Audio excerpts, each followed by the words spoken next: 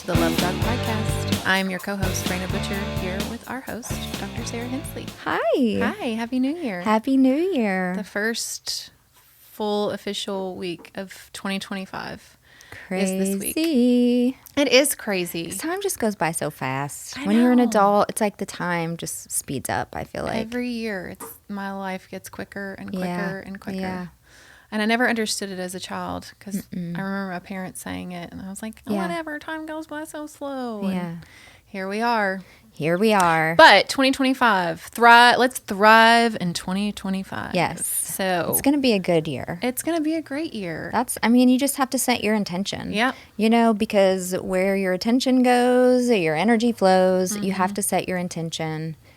I fully, fundamentally believe that God designed us to have the law of attraction in place. Like it's just a fundamental law of God's universe. The universe, yeah. Right? Of course, I think everything has to be inside of his will. But I think if it's inside of his will and you want it, if you believe it and feel it, it will come to you. I agree. And speaking things into existence is Speaking really powerful. things into life. It's Speak very, life. very powerful. Oh, that's one of my key phrases. Speak life. Yes. No, we're going to speak life over that. We're That's not going right. to speak death. Thrive in 2025. And we want you to thrive in 2025. And so we're going to start with the topic of this podcast, episode 34, which is accountability. Which is the best thing you can do for yourself in your relationship is to be accountable. And I find that if you narrow down all relationship problems, they all can be narrowed down to a lack of accountability. Yep. Because most things in a relationship can be repaired through accountability. Because accountability is both a statement and an action. Yep. It says, yes, I did this thing, or yes, I said this thing, and I'm recognizing it had a hurtful impact on you, and I'm sorry that I hurt you, and now I'm going to make the changes I need to make to not do that again and to do something different. That is what accountability is. It's both a statement of acknowledgement as well as an action toward change. Yep. This is something that I'm working on currently with my child. But in the midst of relationships, our romantic relationships specifically, why do you think that, why is it so hard for some people to take accountability? Shame. Shame. Criticism is never easy. Being told you've done something wrong or being told you're not doing something right, whichever way you want to look at it, or you're not doing something enough or you're doing something too little, whatever. Feedback that you're somehow getting it wrong for your partner is tough for anybody to take. Nobody likes hearing that they've made a mistake. And I think there's this whole giant issue that for some people, and I will say specific attachment styles being the fearful, leaning, dismissive, and the true dismissive avoidant especially, if they don't understand a need, they're not going to meet it. Right. Or if you can't make a good case as to why this need should be met, they're not going to meet it. Right. Or if something hurt you but it wouldn't hurt them, then they're not going to be sorry for it and take accountability for it. And it's just such a destructive, and dysfunctional way of operating inside of your relationship. Love is somewhat sacrificial. It's not totally and wholly sacrificial to the point where we completely self-abandon ourselves, right? And we never stand up for our needs. But it is sacrificial in the way that we choose to love people in the way that they want to be loved, not in the way we want to be loved. Where our job is to express to them how we want to be loved, and then our job is also to understand how they want to be loved and love them in that way. I think that's the disconnect with just the human race to an extent, is that we don't really consider, I mean, let's be honest, humans are fairly self-absorbed just For naturally. sure. And so it's kind of just nature to be like, well, this is how I want to be loved, and not really ever think about, wait, but how does my partner want to be loved? Right. It could be completely different than how I want to be loved. Completely different. And yes, things like love languages matter, but love languages really filter down to the broader construct of attachment. Right. They're specificity within attachment. They're not an explanation of how to love your partner. They're just one piece of the puzzle. But they do matter. And so for a lot of the insecure styles on the avoidant side of the spectrum, for sure, and some a little bit on the anxious, we take our blueprint, our paradigm from our attachment style, and we try to apply it to our partner, right? So let's just take the fearful avoidant, for example. The fearful avoidant wants desperately to be seen, heard, and understood, to the point where, one, they expect you to read their mind, and then always make the right moves, right? Based on that mind reading. Right. And they think to themselves, it's not really mind reading, you should just know me that well. Right. Right? And so if you know me deep enough, You'll then just you should know. be able to guess my every want and need and then just meet it. If I have to ask, it doesn't count. I think that's one of the most destructive things I've ever heard is like, well, if I had to ask, it doesn't count. Oh, come on. Right. Nobody is like you perfectly. Well, and secure people know how to ask. They know how to ask in a non-critical way. Right. You know what would feel really good to me? You know what I would really love? Is this thing. What do you think about it? Can we do that? Yeah. That's how a secure person approaches it. They're not like, well, you should just know. Yeah. You know? And Or I want this, and I can't believe that you didn't know that prior to me saying that. That would be unrealistic. I couldn't my imagine doing that to gosh. Josh, honestly. this was honestly, you know, we used to have a friend, she shall remain nameless, that I'm no longer friends with because she was super, super unhealthy and she was using me for just advice about her relationships over and over again, never contributed to the friendship other than I was basically her personal coach. Right. And it didn't feel like friendship anymore. And one of the things that she's like, I don't even want to say what I think is really going on with her, but one of the fights she got in with her partner was about like he didn't get her flowers for Valentine's Day. And he had planned like a date, but like didn't get her flowers. And she was just floored over that, like couldn't believe.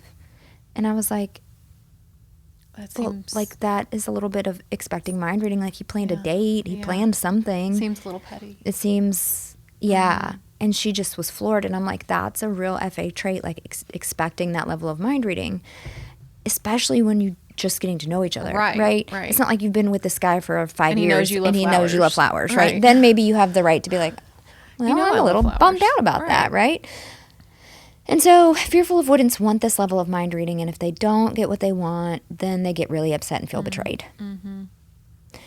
And then they can do what they do, which is get mad, Right. get upset, and either tell you about it or not tell you about it, depending upon what state they're in, And then their accountability in that, is really low, yeah. right?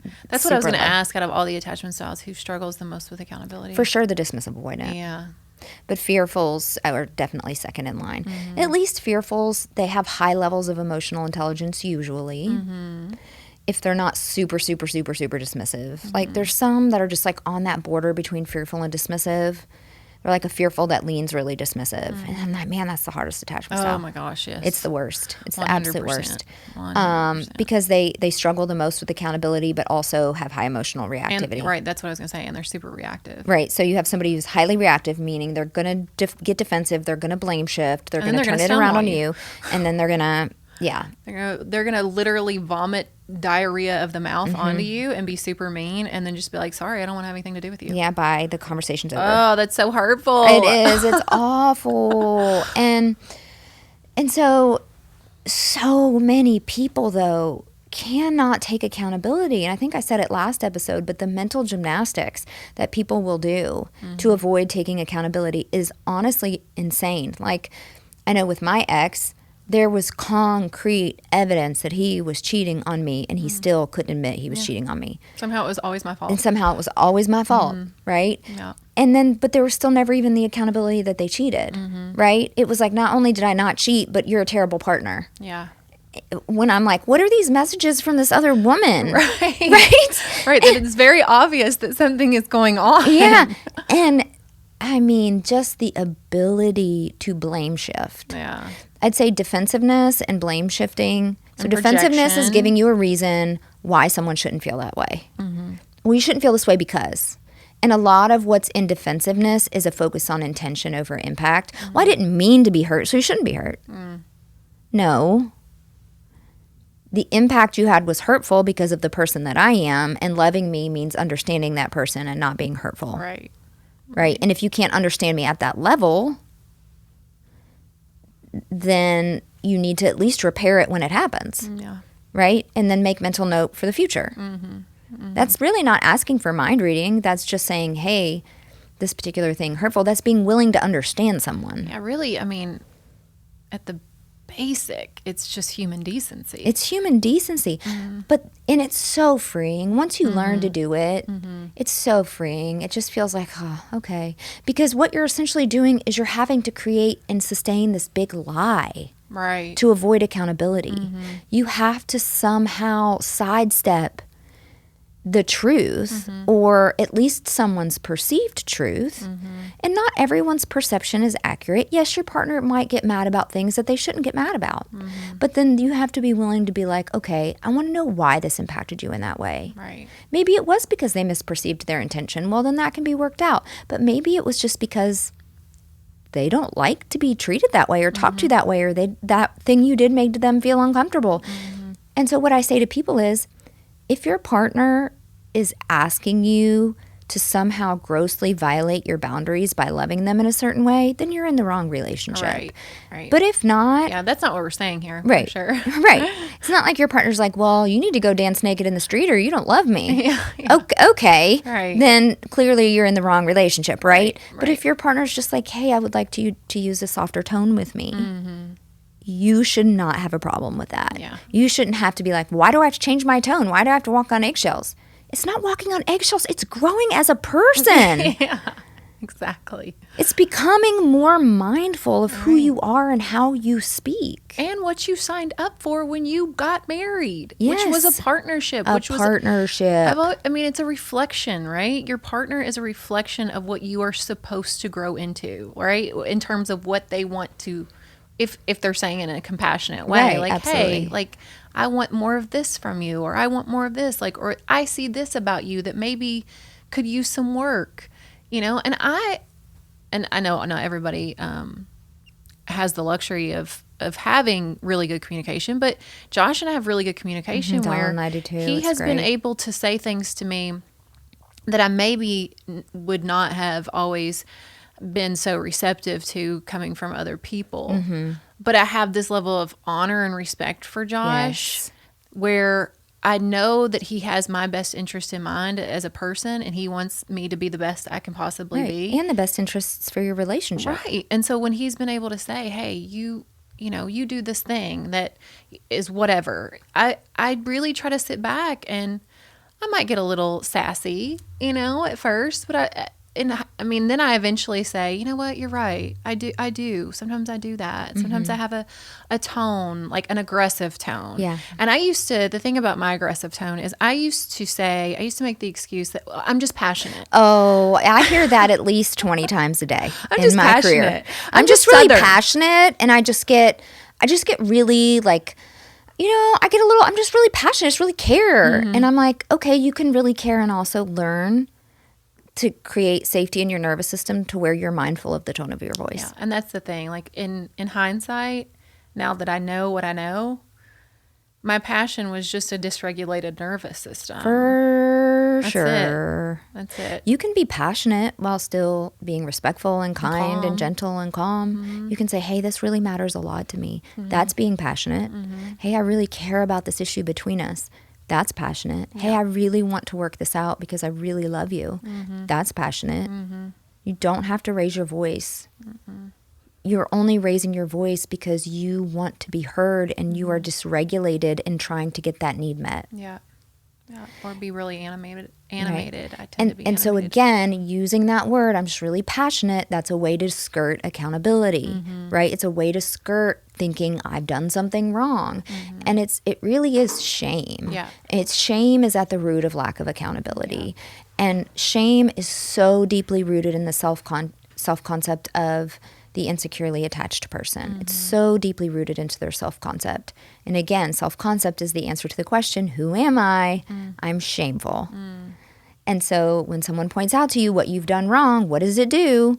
It just says, I'm shameful. Right. And so then people can't stand the feeling of shame, and so they deflect and defend against it. So what's the answer in getting past it? I mean, you have to do some de-shaming work. And you have to learn to develop that deep sense of felt safety in the nervous system. And there's specific tools and strategies that we use to do that. You have to learn the mindset shifts, right? So instead of being like, gosh, they're being so critical and they're being so they're attacking me, being willing to challenge that thought and being like, am I really being attacked here? Or are they just expressing a need? Are they just trying to talk about something that hurts them? Right. That's rational. That's objective. You're being attacked. It's not always the case. Yeah. Now, if they're screaming and cursing at you, and low blowing you, and you know, saying things about your character, then yeah, you're being attacked. Sure. But then you have to have a boundary. This is disrespectful. This doesn't feel good. When you can state the rules of re-engagement, then you can come talk to me, right? Yeah. And so it's just, there's so many ways people figure out to skirt accountability. And you cannot have true repair in a relationship without accountability. No. It does not happen. It will never happen. No. You can't defend, deflect, you know, Say, your way I'm just out passionate. of, or disengage. I was just on my period. Yeah. That's another one I think. Yeah, I get very PMSy right before my period. I mean, I'll admit my emotions shift a little bit for sure. And so it's a real thing, but it's not enough to treat your partner like shit. No, absolutely not. Everybody has bad days. Everybody has bad moods. And if you're taking your bad mood out on your partner all the time, you have to be accountable for that. Right. Right? They're not a safe house for your demons. Right. They're not your punching bag. No, nobody is allowed to be your punching bag in this world. Nobody is allowed to profoundly neglect you and take no accountability for it. And that's the hard thing. One of the things I didn't get to mention in the last podcast is that the dismissive avoidant is just so highly unaware of how avoidant and out of touch they are. They truly have the blinders on. And again, that's another thing that blocks their accountability, is like they don't see it. They truly feel like their partner is blowing something out of proportion. They truly feel like it's on the other person. I mean, and when you're just that dead set in the belief that you do nothing wrong, it's impossible to repair. It's impossible to grow. It's impossible to become closer. And true repair inside of a relationship is the thing that builds trust and builds more intimacy and safety and connection. Repair will always catapult you into a better place in your relationship. Conflict is normal. Repair brings you to a closer, more trusting space inside of your relationship. And true intimacy. Right? There's nothing more intimate than being able to confront your own shame with someone by saying, I was wrong. Yeah. Or at the very least, I didn't realize how bad that would hurt you, and I'm willing to learn from this experience and to take that into consideration and do something different the next time. Yeah. And then on the flip side, having a partner who accepts it, who accepts the apology. Yeah. That's another thing. That's a thing that fearful avoidants do. And that was something that I still struggle with, okay? Earning your attachment security does not mean that every attachment wound you ever have magically disappears. Yeah. Earning your attachment security means you become very well versed in managing, recognizing, catching, and repairing, right? It's very much a catch and correct situation. It means you get it right most of the time, but when you don't, you catch it and correct it. Donald is so easy in terms of, it takes him 2 minutes to get over anything, and then he can be completely fine. Like literally, he can just step aside and take a breath, and then he's fine. See, I'm like that too. I can step aside and take a breath and be fine in the middle of the conflict, but then it's out after the conflict where like I get a little bit more dysregulated and the pain starts to hit, which is my avoidant side creeping in. Right. So I have to make sure that when that comes in, that I use my tools to be like, nope, I'm not going to hold up this wall of pain. Right. Because I'm just continuing to punish my partner after the repair has happened. Yeah. Right? Right. And there has been repair here. And it is not right to keep needing to talk about it, needing to bring it up. So many fearful avoidants have that beat the dead horse quality where they have to just keep bringing it up, keep bringing it up, keep bringing it up. And even after their partner has attempted to truly repair it and has taken accountability, it still doesn't soothe the betrayal wound. Yeah. And so you have to learn to self-soothe that a little bit. Yeah, I'm probably guilty of that a little bit, and this is so minimal, but I'll buy granola bars and then Josh will eat them all. And I'm like, I didn't even get one. And then, so the other day he was in the kitchen. He was like, there was one granola bar left. And he was like, is it safe to eat this granola bar or am I going to hear about it forever? Because the one time that he ate all the granola bars and I didn't get one. Now I'm like, well, you eat all the granola bars all the time, which is not the truth. But catastrophizing. Yes.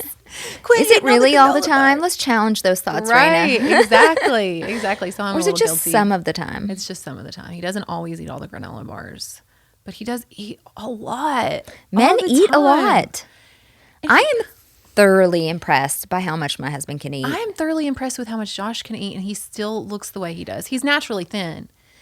Donald's good for him. Buff. Yeah. I mean, super buff. Josh is just a naturally thin person, but he can, I don't even like to share. So we have this thing where I'll pop popcorn and I won't share it with him because and I know you guys can't see me if you're just listening to this, but I'm sitting there and I'm like, little popcorn. Josh goes, that's me. He eats like a maniac. That's and I'm me. like, so in like because I grew up with a brother. If you didn't eat fast, you didn't eat. In 4 handfuls, the popcorn is gone. And so I'm like, you're not allowed to eat my popcorn. No, you get your own bowl. Right? Like, this is my popcorn and you So go maybe get your own Josh needs to be a little bit accountable. That's right. That's right. For how he's food eating all my popcorn.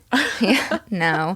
But I think the important thing to remember is you should be able to bring up things big and small in your relationship. Yeah. And not have it start a gigantic fight. Exactly. That is not normal. Exactly. If that is your relationship, you're in a bad spot. You are with someone who can't take up accountability, or you can't take accountability, or you are way too critical in how you come at your partner. There's some dysfunction there, and y'all need to lay it on the table and figure it out. That's right. Right? Because there should not be an issue where you literally cannot bring up a problem to your partner, and so many people live in those relationships. Now, that I see is them walking, every day. That is walking on eggshells. It is because resentment doesn't build because your partner hurts you all the time. It builds when you can't say anything about it. That's right. Or when there's no repair after it happens. That's what creates resentment. It's the lack of voice that you have and the lack of repair. Yep. That's what creates resentment. Yep. And gosh, it happens so much. I can think of 2 relationships that I know right now where it's currently happening. Thankfully not mine, but oh my goodness, friends of mine. Yeah, I know these people too, and I just want to shake them. Yeah, I know. But you can't. I mean, you can't make people see what they don't want to see, which is, hey, I'm somebody that literally can't say, I'm sorry, I'm wrong. I always say the most profound thing you can say in your relationship is, I understand. Yeah. That's literally the simplest phrase, but the most profound phrase that will diffuse any situation is, I understand. And I understand doesn't mean I agree with you. Right. It just means I see you. I see you. I hear you. It's okay to understand someone's pain and also not agree that they should have that pain. Right. Right? But accepting that they do and working within that structure that they do, therefore you have to do something different. Because something that hurts your partner isn't always going to be something that would hurt you. Right. Right? Something that you do that hurts your partner, if it doesn't hurt you, that doesn't matter. No. It matters none. No. You have to work within people's perceptions. And again, if you're with somebody that's constantly misunderstanding you, constantly misconstruing you as having bad intentions and being hurtful when you really are just trying to be normal, then either one, you have blinders on and you have no idea how hurtful you're actually being, talking to you, dismissive avoidant. Yeah. Or your expectations could be that your expectations for mind reading and someone to be perfect could be too high.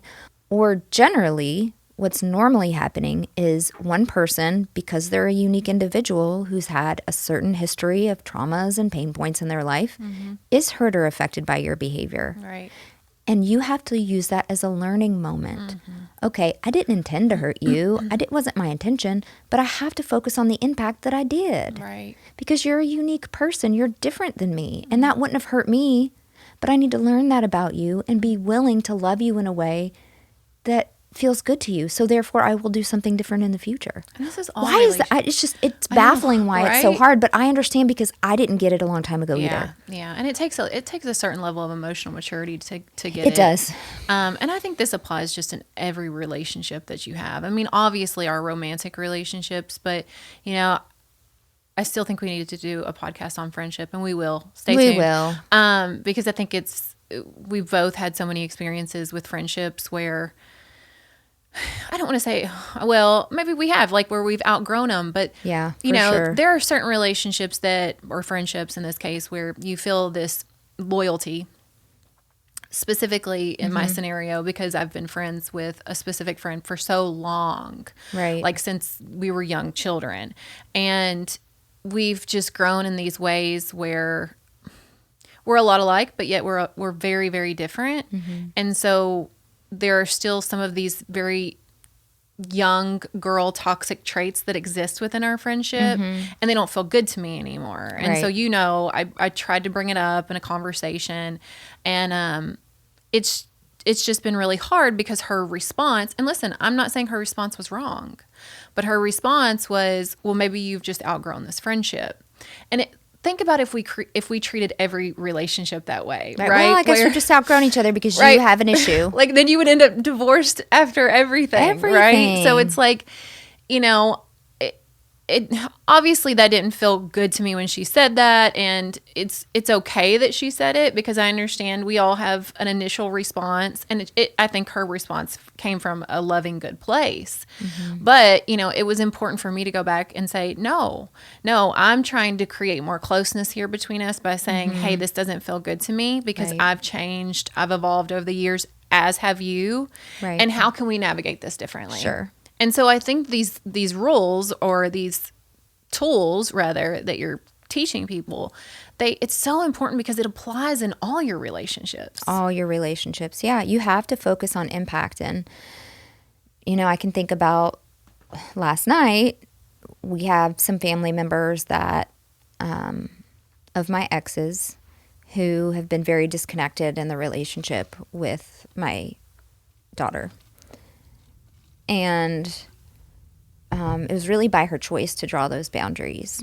And I think they were very, very healthy boundaries. And I respected them and supported them in her instituting the boundaries, because my ex was very dysfunctional. And obviously there's a similar dysfunction with these family members. And it was really hard, but we all laid it out on the table. I said, okay, I'm not going to force her to go down and visit. I'm not going to force her. If you want to repair this relationship, let me know and I'll facilitate the conversation. So we did. So they said yes. They wanted to repair it. So they came up, and you could tell it was like it took every ounce of their being to say, you're right, I'm sorry. You're right, I did do these things and I'm sorry. Yes, it's so, I mean, again, I know, we know it's shame. But it's shame, and just not being emotionally mature enough to have practiced it and to be comfortable in admitting your flaws and admitting you're wrong, because you do live with shame if you have and they have insecure styles. One of them's an FA, one of them's a DA for sure. And they definitely have an FA-DA relationship. But the hard part was that my soon-to-be 14-year-old daughter was light years ahead of them in that conversation in terms of emotional maturity. She was using, I swear I've never been more proud of her. Good for her. She was like, I understand. I mean, she was saying things like, I understand your experience, and I am sorry that I impacted you that way when I reacted to that. And I need you to understand what my experience was in the situation. I'm so proud of her too. It felt to me like this is what happened, and my feelings after this experience were X, Y, and Z. And because those were my feelings, and when I made attempts to repair and to be understood and heard, I was very much dismissed. And so that was what drove my choice to not have the relationship, because I just can't be close to someone who is refusing to understand my hurt and my pain. Right? Yes. I was like, yes! I'm so proud of her. Go, girl. I'm so proud of her. Oh, my gosh. My daughter blows I don't even know if I could have done that. my mind. She blows my mind. Listen, I told you a long time ago that she was going to surprise the hell out of you. And the person that has tried to hurt me and my family, the person that committed a crime against my family, which we're still dealing with in the court system, targeted my daughter. I know. It's awful. And I'm like, literally, my daughter could be not 100% more opposite than you're what trying to portray her to be. I mean, I've known her since she was Probably, what, 6, maybe? 7? 7, I think. Yeah. Yeah, she's going on 14. She'll be 14 in a couple of weeks. And even Donald was like, Gabby, you were light years ahead of that in emotional maturity. Like the way that you showed up, the way that you expressed yourself vulnerably, but also held space for them and their feelings and could take feedback about their feelings and took, and when they gave you their feedback, you said, okay, I can understand that. And I'm sorry that I impacted you in that way. You know, it was never in my intention. And, you know, I take accountability for the ways in which maybe I, you know, didn't make myself clear in my boundaries or respond, you know, as, you know, in the ways in which you wanted me to. But at the same time, you know, I need you to understand how you've impacted me. Yeah. You know, as well. And, you know, and I know you've mentioned this multiple times, but I always think it's worth mentioning again, you know, what happens psychologically, physiologically, when you're able to be in a situation where maybe someone's telling you something you did wrong, when you are regulated versus dysregulated. Yeah. When you are dysregulated, you will feel shame. You will go into a trauma response. If you're dysregulated, you're going to go into fight, flight, freeze, or fawn. So you're either going to apologize just to get it to stop, which is fawn. You're going to hold it all inside and be seething. That's flee. You're going to be fighting and being defensive and blame shifting. That's fight. Or you're going to just be checked out and be like, whatever, I don't even care, and dissociate from it. When you're regulated, you are actually, your prefrontal cortex comes online and it opens your capacity for understanding, for empathy, for being able to hold perspectives of different, like that your partner has a different perspective and being sort of able to hold that in the same space of your perspective without telling them they're wrong. Right. Right? You're sort of able to sort of cope with this idea that they see things differently than I do, and that's actually okay. Right. And really what we just need to do is understand each other and form a plan for how we're going to behave in the future to not have this issue again. Right. And so when you're regulated, actually repair feels like really relieving. It feels like, okay. So this was an issue that, you know, Donald and I were having a specific issue because of the person that committed the crime against our family. It's caused so much stress. It's caused so much money in legal fees to try to hold this person accountable for their ongoing really, really bad behavior. And it's just been a nightmare. It has been a nightmare. Ever since that trauma happened, it's been a nightmare in terms of time and money. Right. Okay. So obviously that stresses anybody. And he got a little bit stressed, and I could just tell, right, that there was this level of stress within him. And I was just trying the approach of just being really soft and being really gentle. And like, that was only getting me so far. And finally, when I laid it out on the table, like, here's how it feels to be on the other end of like that level of stress. Yeah. Like, I just need to tell you that it's how it's affecting me. And he was so open to it. He was like, you know what, you're right. Like, I've been in a little bit of a funk, and like, I can see why that sort of vibrated into our relationship space, and I take full accountability. And we were both like, oh. Right. Right. Like, okay. Like, he's like, you know, because it doesn't feel good to be stressed all the time. No. So I need to find the resources, and, you know, I need to be able to talk about it more. I need to be able to, you know, have things that are in my life to help me manage my stress, basically associated with this issue. Right. And when we both laid it out on the table, it was like this big sigh of relief. Sure.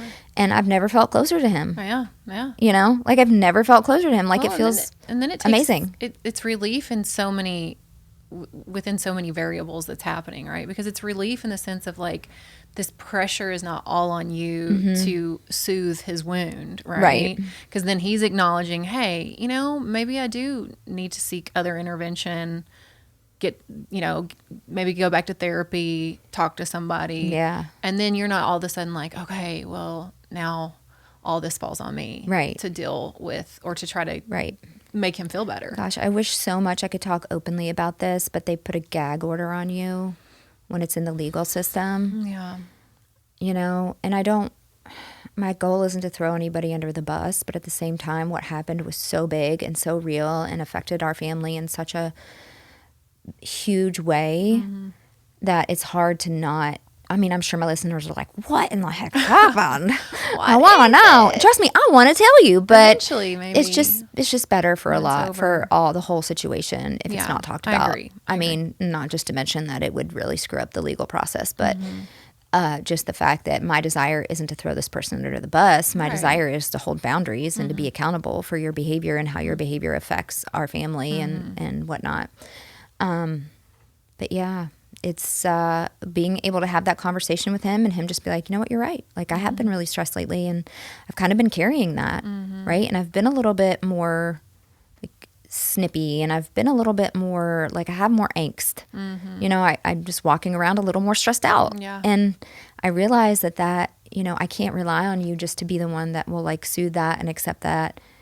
I've done it the best I could, but I had to eventually say, hey, like your stress is starting to stress me out a little bit. You know, it's becoming too much. It's becoming a little too much. Too much to and carry. there's been times where he's had to say that to me. Sure. Because my stress was stressing him out. Yeah. And I mean, because obviously this was a really stressful event. You should be able to say that to your partner, Yes. and not the other one not get super defensive. Like, how dare you say that to me while I'm going through this difficult time? Right. I mean, that's what a dysfunctional person would Yes. say. And my husband and I are so good about being like, okay, I have to accept that I have this impact on you. Because when you think about it logically, do you not think your partner's a reasonable person? Right. So if you think your partner's a reasonable person, which I would assume would be a sort of prerequisite to being with them, right? Then you would have to accept feedback from said reasonable person. Right. Because and acknowledge that you may have some blind spots about your own behavior because everybody does. Absolutely. Right? Right. So That's what I mean. They're a reflection. so if you think your partner is constantly unreasonable, why are you still there? Right. Right. Right? They're the unreasonable one. Right? They're making a mountain out of a molehill. It's a really, really profound question to ask yourself. Right? Is my partner a reasonable person? Yeah. If the answer is no, maybe you shouldn't be with them because they're unreasonable. I mean, if the answer is yes, then you should value their feedback. Yeah. And that's one thing And take it. I can say with confidence was a big issue with my ex. Yeah. There was no reasoning, right? There was never a chance to reason with him. No. And it made things very difficult. And I know I've mentioned this before, but he used to say, you know, respect is just given. It should be given. I'm like, no, that's not how respect earned. works. You have to earn respect. It is, and then you gotta continue to follow through to keep it. Right. Right. Like, right. Respect it doesn't isn't just exist. Yeah, and I think that's a lot of fallacy, especially because men really need respect to feel loved. But oftentimes, if you're not acting in ways that would earn you respect, if you're not acting as a respectable person, you can't expect that someone will respect you. Right. And if your partner is continually acting as someone who doesn't deserve your respect, again, you need to take a look at yourself about Right. where your boundaries are. Because I will say, in those situations, it is difficult when your partner gives you feedback. Because again, this was an issue with my ex and me. He wanted to give me feedback, and it's not that his feedback was necessarily wrong. There was just such a level of disrespect because of his behavior that I didn't. His feedback had no credibility with me. Yeah. So I'm like, dude, no. Seriously? You're going to give me feedback? Yeah. Like, wait, you're mad that I yelled at you because I found out you cheated on me? Right, Right? Like, that's what we used to deal with, right? Like, I found out, you found out about my 4-year-long affair when you were pregnant, but then your initial response was to yell. And this leads to something else that I've been wanting to bring up, which is projection. Yeah, projection's huge. Which I think is a big Huge. thing that people really people who can't take accountability struggle with. Yes. Because when you can't take accountability, then you want to project onto other people. Well, Right. I ddid it because you did this. Yeah, like the classic blame shift projection. Here's the thing. We're all 100% responsible for our own behavior. We're responsible for the environment that we create for our partner. We're responsible for our own reactions and behaviors. So literally, your partner could be doing the worst thing possible, and you're still accountable for how you respond. You always have the choice to turn around and exit or set a solid boundary in some way, shape, or form. Yeah, was I in the right for yelling at him when he cheated on me? No, because I fundamentally believe that yelling at your partner is never right. Was it something that most people would look at and say, well, okay, that's reasonable? Yeah, absolutely. But at the same time, I was staying with multiple affairs. I stayed. So where was my accountability for staying with somebody that was constantly cheating on me? And then me yell and blow up when it happened. Well, what did I expect? The best predictor of future behavior is past behavior. It doesn't mean people can't grow and change, but with no work, people don't grow and change. And there was no evidence that that person was doing any work in my life, and I still maintained the relationship and accepted it. So that one was on me. Yep, exactly. Way to That's take accountability. Way to take accountability, right? I mean, I think that's a way to wrap up, too. That's a great way to wrap up. I do want to give a shout out to our girl who made our t-shirts.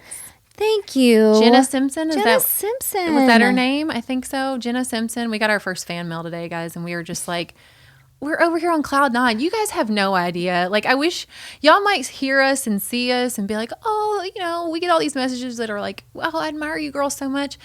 But guys, we're just two country girls that are in awe of you guys. Like, it blows me away when people are like, "Oh my gosh, I can't believe I'm talking to you." I'm like, "What?" Right? I'm like, I'm just from Kentucky. Like, I'm a normal person. Right? Like, I never planned on having any sort of spotlight on me in my life. This is all a shock to me too. Right. I'm just trying to figure it out. We're just good old down to earth girls out Kentucky here, girls, just trying to change the world in our little circle. And so we appreciate you so much. Listen, and you make us who we are. Without you and your feedback and your support, we would not be here talking about these things. It takes an audience to have a platform. Yep.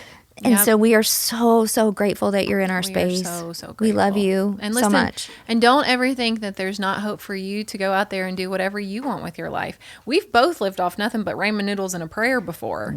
For sure. I mean, I think that's, if anything, that just makes us more grateful to be where we are right now. Because, absolutely. I mean, seriously, if you'd told me 10 years ago that I'd be co-hosting a podcast when my life was kind of in shambles, I'd have been like, shoot, if you'd have told me 5 years ago. Right? That's when my shambles were 5 years ago. I would have been like, well, maybe. I see the potential in myself, but based on how my life is going right now, I don't think so. Yeah. So, but anyway, thank you all so much. And thank you to Jenna for the t-shirts. We love you guys. We are rooting for you, each and every one of you this year.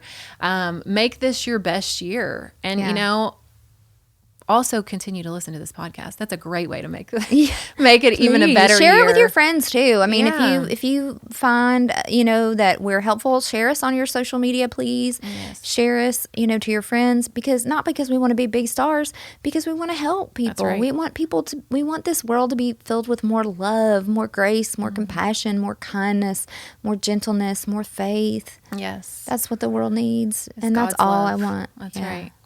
That's right. And so please continue to tune in, listen, leave a review, subscribe, all of the above.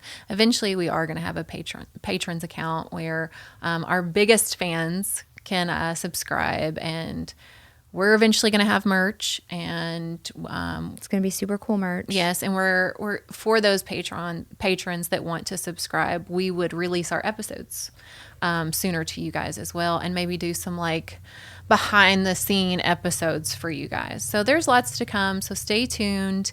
Happy New Year. We're so glad you're here. And until next time. And visit thedatingdecoder.com. We can't forget that. We can't forget that. Always. Shameless plug. Right? Always go visit thedatingdecoder.com and use the promo code LoveDoc27 for 27% off Dr. Hensley's hybrid group coaching program or her course. And guess what? We have a new course that's coming down the pipeline. What? I know. And I know we've been saying that for a while now, but it is definitely going to be released within the next month. So stay tuned. It's coming.